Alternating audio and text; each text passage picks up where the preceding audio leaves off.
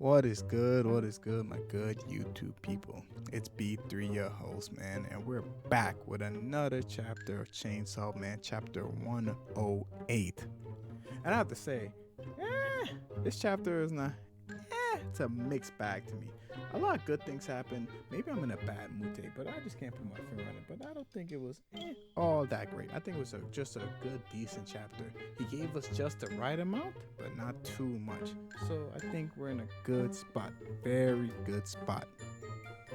But let's just get into it, man. You saw what I saw. So let's get into the parts I thought were interesting, man. And all from the start, one of the interesting conversation would be Yuko's conversation with Asa. Yuko's justice is just, I find Yuko Justice just to be, in an ironic sense, funny, cause like it's just such childish, and I'm not even gonna hold you, like it's just ridiculous. Like, oh, you're bullying somebody, you deserve to die. I killed 3 people. Well, it's not like I killed like 1,000,000, so I should get a slide. Like, I, I, I honestly can't take it seriously. It's just like a childish form of doing things, which I kind of do like with her character, because she is somewhat childish. We don't get to see enough for it to get a full gloss of her character, but it's still consistent to me, and I like that. And shout out to Asa, man. It's been a minute, man. Been a minute, you know. I'm not gonna say what she did or show what she did, because you saw it too, but we the fans were very appreciative of this bold sacrifice. Some would say it'd be shameful.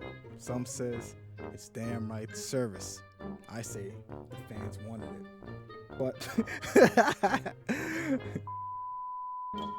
But if we get back into the story, it turns out Yuko did have a plan with her school shooting attempt. And through using school shooter logic, she's like, well, if I do this in a major event, all the school bullies will get scared and then they'll stop too. That's school shooter logic right there, man. These shootings, okay. Okay, I'm sorry, I gotta be serious. And in theory, her plan does seem to make sense. I'm not gonna hold you, it's like a mini Machina plan. Except she doesn't have Denji to eat the bully devil, so it necessarily wouldn't erase all of them. I question how it would work, because if you think about it, justice is the system has been in. Bullying's been outlawed. Crimes are punishable by death in certain places, yet crime still exists. I don't think, maybe her being a vigilante is maybe a plan. Like, no one knows that these people are bullies. Like, she'll have to publicly decrease it, that'll do all these things. For all we know, we just think it's just a random murder that happened. There's so many holes to her plan that doesn't truly fully go together. The more interesting part of the whole conversation is when she says she can be a symbol for justice, just like Chainsaw Man. And there's 2 parts of that. Symbol for justice could mean that she increased the power of justice, or it could be that her infatuation with Chainsaw Man and wanting to be a Chainsaw Man is another main driving force, is another main driving force that made her go to this length or this far to receive such an outcome. Another thing to take note is that Asa herself said by Chainsaw Man.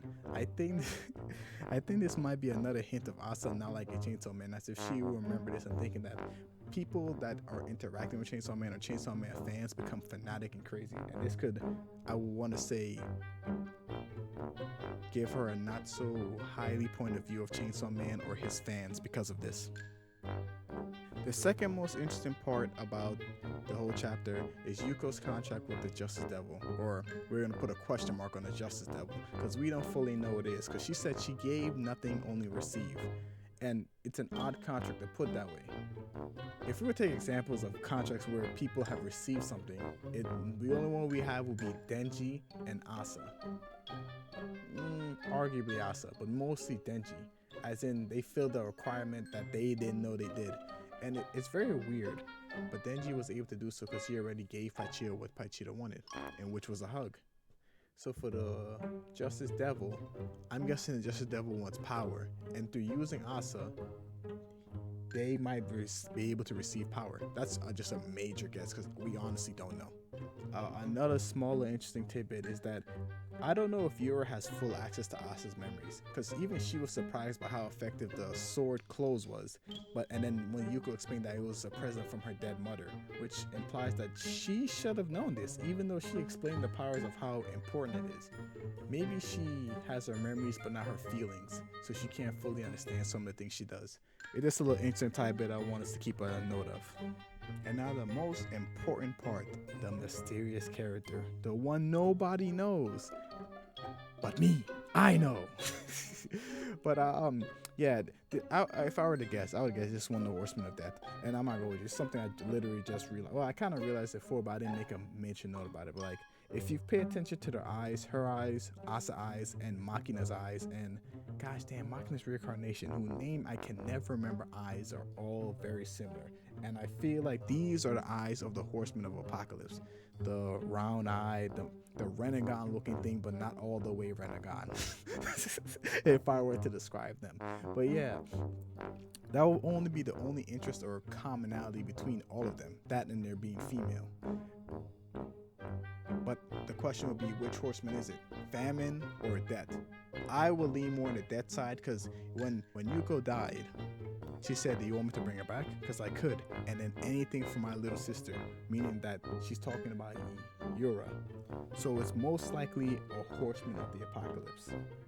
And then it shows Yuko being revived in a giant head format going on a rampage, which means she's gonna get chainsaw.